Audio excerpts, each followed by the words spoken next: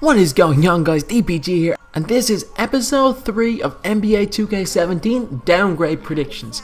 It's where I predict players that are going to be downgraded from NBA 2K16 to NBA 2K17, and I know that there was dynamic ratings in NBA 2K16, but I don't think that they'll be the exact same. I think they're a general idea of who will be downgraded, but I don't think they'll be exactly who are downgraded, and by how much. First, we have got Monta Ellis, who only averaged 13.8 points per game last year, which was the lowest since his rookie year, which is kind of a big deal. Even though 13.8 points is still quite good, it's kind of a big deal because he is a scorer. That's what he's on the court to do.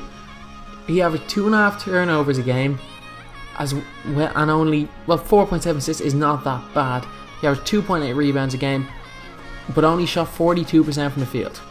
Monta Ellis had a bad year for him, and the Pacers ended up as the 7th seed in the Eastern Conference.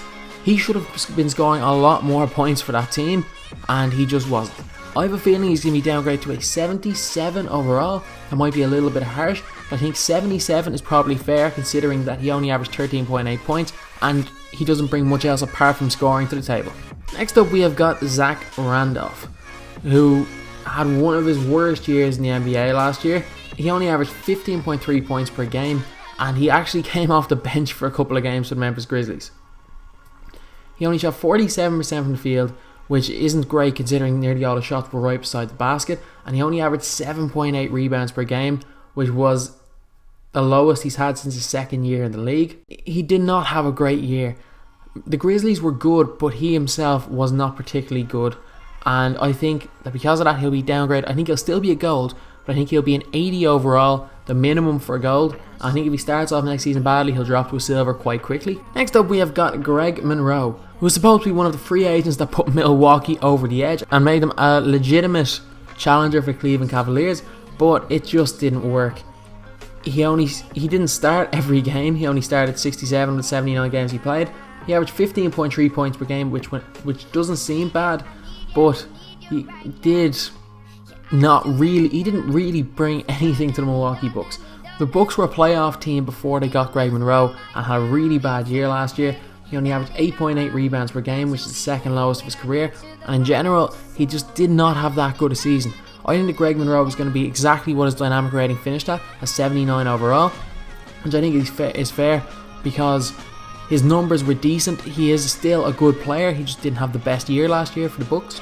Next up, we have got the Orlando Magic player, Serge Ibaka. Ibaka had possibly his second worst season in the NBA last year. He averaged 12.6 points per game, which is his lowest since the lockout year. But in that lockout year, he did average nearly 4 blocks per game, and this year he only averaged 1.9 blocks. And this is a guy who is known for shot blocking.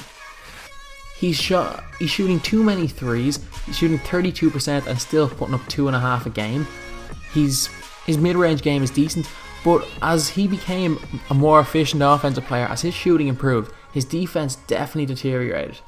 His blocks have gone down every year since the lockout year, and he's gone from being considered the best shot blocker in the league to being an average stretch 4. I think he could possibly pick it up with the Orlando Magic, and he's the potential to be one of the best power forwards in basketball, because to be honest, he has a decent enough offensive game. He can shoot the ball a little bit, he can run, he can shoot, he can play defense if he wants to. If he can get his head around it and start playing defense like he used to, Serge Ibaka could be one of the best power forwards in the game.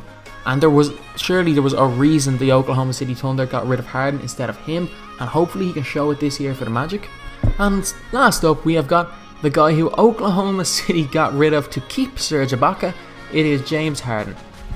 And stats-wise, Harden actually had a really good year. He scored 29 points per game, averaged 7.5 assists per game, shot 44% from the field, 36% from 3, and shot 86% from the line.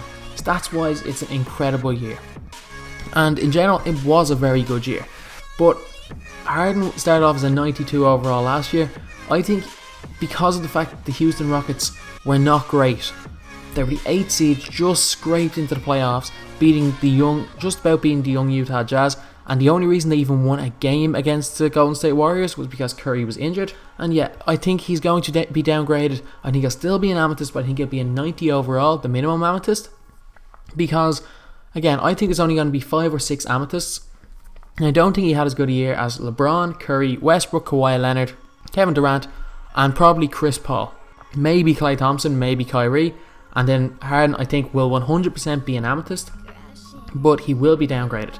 More than likely 2K will make him a 91 overall, but I think that a 90 overall is probably fair, considering that Houston did not have a great year. Even though his stats were great, his team wasn't great. So anyway, that's the video. These are just 5 players that I think are going to be downgraded. I've made 2 other ones of these, so if you think I've missed any players, you should check out those 2 videos. They'll be in a playlist. And as always, thanks for watching. Please like, comment and subscribe.